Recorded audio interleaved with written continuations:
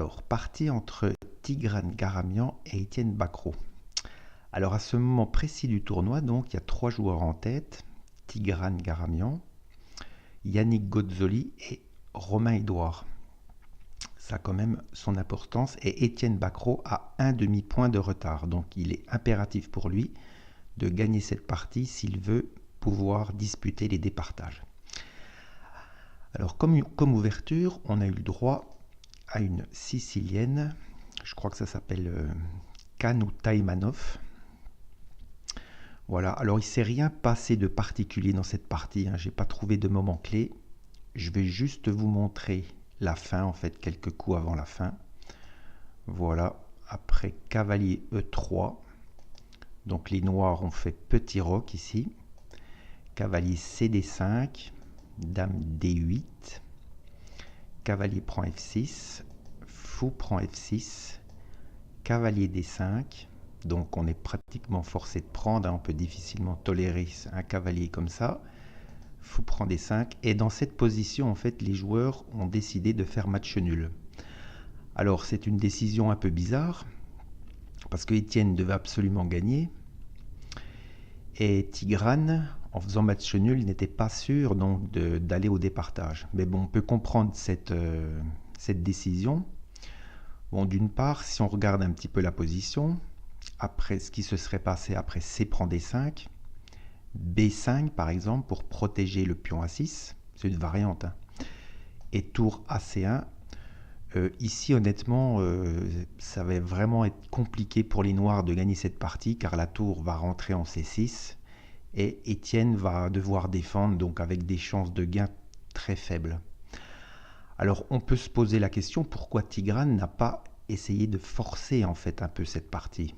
Alors ça peut se comprendre aussi parce que s'il avait voulu forcer, bon, s'il avait gagné c'était très bien, mais c'était très loin d'être fait. D'ailleurs l'ordinateur tient facilement avec les noirs.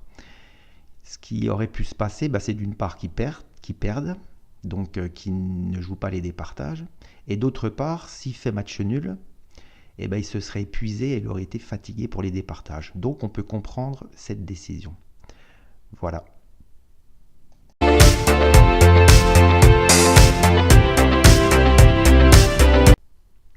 Alors, partie entre Mathieu Cornet et Yannick Gozzoli. Donc Yannick Gozzoli, il est dans la même situation que Tigran et Romain. Alors, voyons voir qu'est-ce qui s'est passé dans cette partie. Alors, l'ouverture, donc on a eu le droit à une espagnole.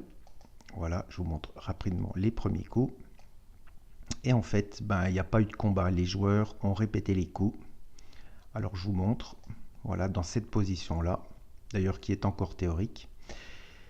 Les blancs ont joué fou G5, cavalier G4, fou D2, cavalier F6, et ils ont répété les coups comme ça. Voilà. Match nul donc pour Yannick Gozzoli. Donc il a dû penser comme Tigran Garamian, je pense, hein. Il a fait nul. Bon, il fallait absolument que Romain Edouard ne gagne pas, hein, sinon il ne pouvait pas disputer les départages. On verra donc qu'est-ce qui s'est passé dans la partie Romain Edouard.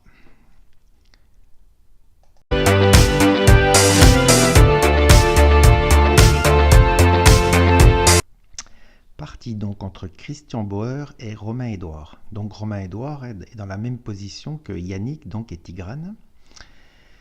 Alors voyons voir ce qui s'est passé dans cette partie. Alors je montre les premiers coups car c'est quand même pas habituel de voir ça. Donc ça c'est classique, G6. Et là un coup assez atypique, H4 de Christian Bauer qui aime bien être un peu original dans les ouvertures. Bon, la suite, il ne s'est pas passé grand-chose dans cette partie, hein. Les joueurs ont rapidement fait match nul. Je montre simplement la position, voilà, vers la fin. Alors après, cavalier B6, ici, joué par les blancs. Les noirs ont joué fou D4 pour déloger le cavalier un peu gênant. Cavalier prend C8 et après tour prend C8, les joueurs ont conclu le point. Donc ça veut dire qu'il y a 3 joueurs en tête, donc Yannick, Tigran et Romain, pardon. Donc nous aurons des départages.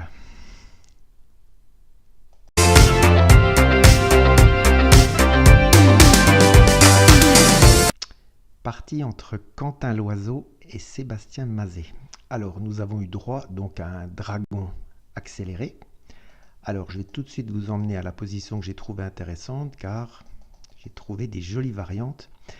Alors, dans cette position-là, au 38e coup, donc, Sébastien a décidé de jouer B4. Et après, la partie s'est terminée par la nulle quelques coups plus tard. Alors ici, il aurait pu tenter Dame D2 avec beaucoup de pièges. Donc on va voir ça tout de suite. Alors sur Dame D2, donc il y a trois possibilités. Dame F2, Roi G1 et Roi H1. Deux coups perdent et un coup tient, de justesse. Alors on commence avec le plus simple, c'est Dame F2. Donc Dame F2, c'est fini tout de suite parce qu'on échange les dames. Ensuite, on échange le fou. Et il suffit de rapprocher le roi vers le pion. On va gagner le pion D5 et la finale est facilement gagnante. Alors, on va voir maintenant l'autre variante qui perd aussi, c'est Roi G1. Alors, sur Roi G1, ici, A4. Ici, pratiquement forcé de jouer B prend A4, sinon les noirs vont prendre en B3 et ça va être difficile. Notez qu'on ne peut pas faire B prend C5 car le fou est en prise. Donc, B prend A4, B prend C4. Alors ici, les blancs ne peuvent pas prendre le pion en C4 à cause de Dame D4 échec ramasse le fou. Et le problème dans cette position, c'est que le fou n'a pas vraiment de bonne case. Et les blancs sont menacés de C3, C2, C1. Alors, un coup, j'ai tenté, c'est fou E6, avec l'idée suivante, si C3, on met le fou en B3 et le pion ne passe plus. Et en effet, C3 n'est pas un bon coup ici. Le bon coup ici, c'est Dame E3 échec. Avec encore plusieurs variantes. Alors, on va commencer par Roi G2, par exemple. Alors, sur Roi G2, donc on joue D5. Et cette fois-ci, les blancs sont perdus, en fait, car le fou ne peut pas prendre le pion à cause de Dame D2 échec et ramasse le fou. Alors, une autre possibilité, c'est de jouer, par exemple, donc sur Dame E3 échec, c'est de jouer par exemple Roi H1. Voilà. Et là, il y a une très jolie variante. Donc on joue D5 quand même. Les blancs sont pratiquement forcés de prendre le pion, hein, sinon celui-là va passer. Et si les blancs prennent le pion, cavalier prend, dame prend. Et ici, le très joli coup de Dame F3 échec, c'est-à-dire on force l'échange des dames. Et après Dame pion prend. Eh ben, on ne peut plus arrêter ce pion-là, qui arrive bien avant celui-là. Alors, il restait encore une possibilité qui va revenir à ça, hein, mais je vais quand même la montrer parce que c'est quand même assez joli. Voilà, c'est si les blancs jouaient Roi G2. Alors, sur Roi G2, il faut que je retrouve dans mon fichier. Non, pas Roi G2. Roi G2, on l'a déjà vu, c'est D5 et Dame D2 qui capturent le fou. C'est Roi F1, pardon.